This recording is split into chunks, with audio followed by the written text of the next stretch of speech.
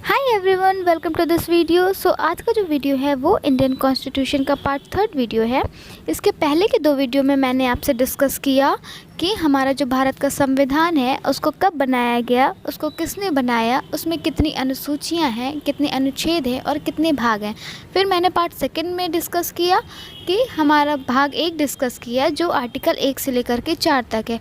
और भी कुछ इंपॉर्टेंट पॉइंट्स मैंने उस वीडियो में डिस्कस किए हैं जो कि एग्ज़ाम पॉइंट ऑफ व्यू से बहुत ज़्यादा इंपॉर्टेंट है। ठीक है, आज की वीडियो में हम भाग 2 देखेंगे जो आर्टिकल 5 से लेकर के 11 तक है। So without further delay let's get started. भाग 2 में नागरिकता का वर्णन किया गया है। तो नागरिकता क्या होती है? तो नागरिकता एक विशेष प्रकार का अधिकार है जो सरकार द्वारा देश में रह रहे प्रत्येक व्यक्ति को एक सर्टिफिकेट के रूप में दिया जाता है। जैसे हमारा आधार कार्ड हो गया, वोटर आईडी कार्ड हो गया, तो ये सब क्या है? ये सब एक प्रकार का सर्टिफिकेट है जिससे हम ये प्रमाणित कर सकते हैं कि हाँ, हम भारत के नागरिक हैं। ठीक है। फिर नागरिकता का सबसे पहले वर्णन किसने किया था? तो अरस्तु जी ने किया था। ये क्वेश्चन कई बार एग्जाम में पूछा गया है कि नागरिकता का सबसे पहले वर्णन किसने किया था। ठीक है, तो चलिए अब हम स्टार्ट करते हैं आर्टिकल 5। तो आर्टिकल 5 हमारा क्या कहता है कि संविधान के प्रारंभ में नागरिकता। तो हमारा संविधान कब प्रारंभ हुआ था? तो हमारा संविधान प्रारंभ हुआ था 26 जनवरी 1950 को। ठीक है, तो उसमें कुछ 3 शर्तें रखी गई हैं कि अगर ये 3 शर्तों में से कोई एक शर्त भी आपके पास है तो आपको भारत की नागरिकता दी जाएगी। तो पहला क्या है? उसका जन्म भारत में हुआ हो। ठीक है, तो अगर आपका जन्म भारत में हुआ है तो आपको भारत की नागरिकता दी जाएगी। दूसरा है कि अगर उसके माता पिता का जन्म भारत में हुआ हो। तो अगर आप भारत में नहीं रह रहे हो किंतु आपके माता पिता भारत में हैं, भारत में आपके माता पिता का जन्म है, तो भी आपको भारत की नागरिकता दी जाएगी। तो और तीसरी शर्त क्या है? तो तीसरी शर्त है संविधान लागू होने से 5 साल पहले से अगर आप भारत में रह रहे हो तो भी आपको भारत की नागरिकता दी जाएगी। ठीक है, इन तीनों में से किसी एक के होने पर आपको भारत की नागरिकता दी जाएगी। ठीक है, तो आप लोग समझ पा रहे होंगे। फिर आर्टिकल 6 क्या कहता है कि पाकिस्तान से भारत आए लोगों को नागरिकता।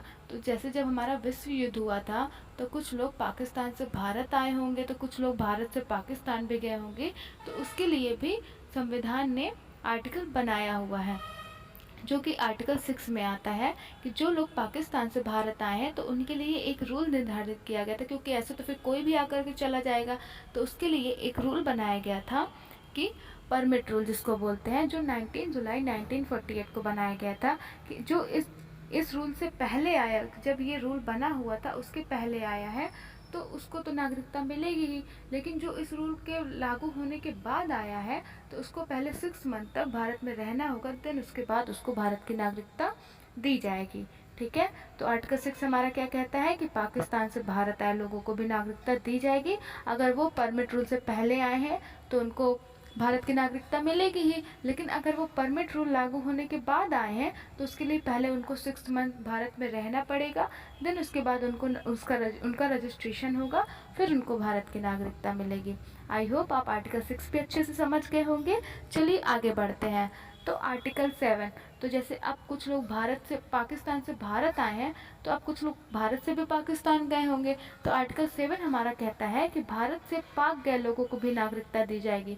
अब जैसे कुछ लोग भारत से पाकिस्तान गए किंतु वहाँ उनको नहीं समझ में आया, नहीं अच्छा लगा, तो फिर वो वापस भारत में अगर आते हैं तो भी उनको भारत की नागरिकता दी जाएगी। उनकी नागरिकता नहीं ख़त्म करी जाएगी अगर वो पाकिस्तान की नागरिकता नहीं ग्रहण करे हैं तो इसके लिए आर्टिकल 7 बनाया गया है कि अगर वो भारत में वापस आ रहे हैं तो उसके लिए उनको पहले 6 मंथ भारत में रहना पड़ेगा, देन उसके बाद उनको भारत की नागरिकता मिलेगी।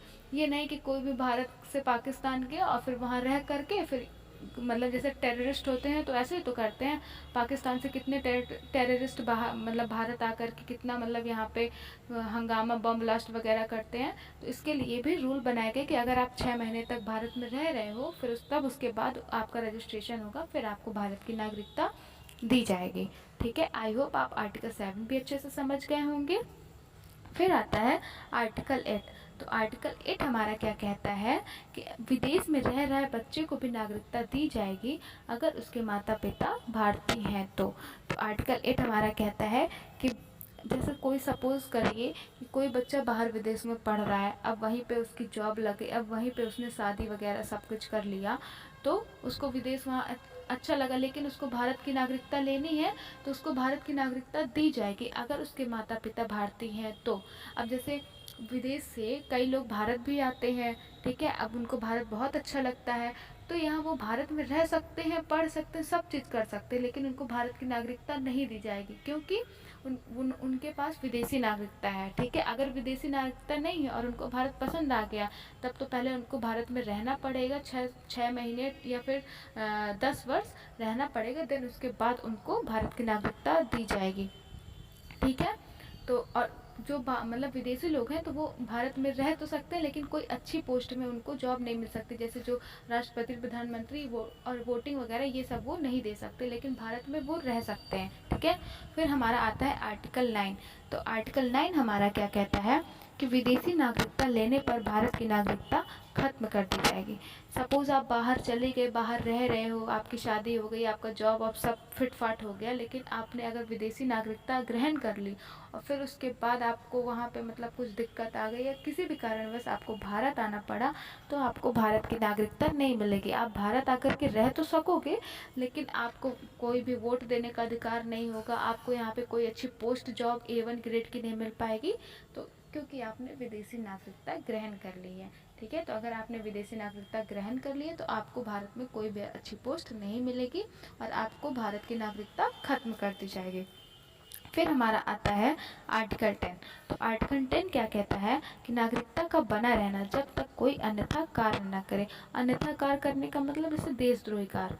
अब सपोज़ मतलब युद्ध हो रहा है और आप बॉर्डर में जा कर के खड़े हो गए कि क्या बोलते हैं, पाकिस्तान जिंदाबाद करने लगे, या फिर जैसे कितने सारे स्ट्राइक्स वगैरह होते हैं, तो आप जो भी मतलब कार्य करो तो वो देशद्रोही ना हो। देशद्रोही तो आप समझ, अब सपोज़ राष्ट्रपति जी आ रहे हैं और आप उनके ऊपर पत्थर फेंक दे रहे हो, या आप पाकिस्तान पाकिस्तान का नारा लगा रहे हो, या किसी अदर देश के बारे मतलब या अपने देश के बारे में कुछ ऊट पटांग कहना, तो ये सब किस में आता है, तो ये सब आर्टिकल 10 में आता है कि अगर आप देशद्रोही कोई भी काम करोगे तो आपकी नागरिकता खत्म कर दी जाएगी, जो कि आर्टिकल 10 के अंतर्गत आता है, ठीक है।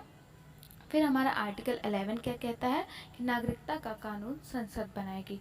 तो नागरिकता में अगर कोई संशोधन करना है या कुछ में परिवर्तन करना है, तो उसका जो काम होगा वो सिर्फ संसद के ही अंडर में होगा, इसके अलावा और कोई नहीं कर सकता। और संसद का कौन सा मंत्रालय बनाएगा, तो वो है गृह मंत्रालय, ठीक है।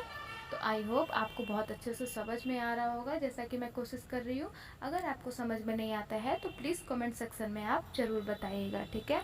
तो चलिए, जितना हमने पढ़ा आर्टिकल 5 से लेकर के आर्टिकल 11 तक, तो इसको इन वन शॉट हम लोग रिवाइज कर लेते हैं। तो आर्टिकल 5 कहता है कि प्रारंभ में नागरिकता कब, जब संविधान लागू हो गया। तो संविधान हमारा कब लागू हुआ, 26 जनवरी 1950 को हमारा संविधान लागू हुआ। तो उसके लिए 3 शर्तें रखी गई थी कि अगर आपका जन्म भारत में हुआ हो, या आपके माता पिता भारत के निवासी हो, या उनका जन्म भारत में हुआ हो। थर्ड है कि अगर जब संविधान लागू हुआ उसके 5 साल पहले से अगर आप भारत में रह रहे हैं, तो आपको भारत की नागरिकता दी जाएगी। फिर आता है आर्टिकल 6। तो आर्टिकल 6 क्या कहता है कि पाक से भारत आए लोगों को भी नागरिकता दी जाएगी, जिसके लिए परमिट रूल लगाया गया था कि अगर आप परमिट रूल से पहले आते हो तो आपको नागरिकता दी जाएगी। अगर आप परमिट रूल लागू होने के बाद आते हो तो आपको पहले 6 महीने तक भारत में रहना होगा, देन उसके बाद आपको नागरिकता दी जाएगी। फिर आर्टिकल 7 क्या कहता है कि इंडिया से पाकिस्तान गए लोगों को भी नागरिकता दी जाएगी। मतलब कुछ लोग जो भारत से पाकिस्तान गए हैं फिर वहाँ से वापस आए हैं, तो उनको भी नागरिकता दी जाएगी, ठीक है। फिर आर्टिकल 8 क्या कहता है कि अगर कोई बच्चा बाहर रह रहा है और लेकिन उसके माता पिता भारतीय हैं, तो भी उनको आर्टिकल 8 के तहत भारत की नागरिकता दी जाएगी, ठीक है। फिर आर्टिकल 9 क्या कहता है, सटला तो गैला, ये तो मैंने अपने वर्ड्स में लिखा था। इसका मीन्स है कि अगर आपने विदेशी नागरिकता एक्सेप्ट कर ली है, अगर आप बाहर रह रहे हो और आपने विदेशी नागरिकता एक्सेप्ट कर ली है, तो आपको भारत की नागरिकता नहीं दी जाएगी, ठीक है। फिर आर्टिकल 10 क्या कहता है, नागरिकता का बना रहना। मतलब आर्टिकल 10 कहता है कि आपकी नागरिकता हमेशा बनी रहेगी अगर आप कोई देशद्रोही काम नहीं करोगे। अगर आपने कोई देशद्रोही काम कर दिया तो आपकी नागरिकता आपसे छीन ली जाएगी, ठीक है। फिर आर्टिकल 11 कहता है कि अगर नागरिकता में कोई भी परिवर्तन करना है या कोई भी संशोधन करना है तो वो कौन सा मंत्रालय करेगा, वो संसद का गृह मंत्रालय करेगा। आई होप आप इसको समझ गए होंगे। Please like, subscribe and share my video. Thanks for watching. तब तक के लिए राधे राधे।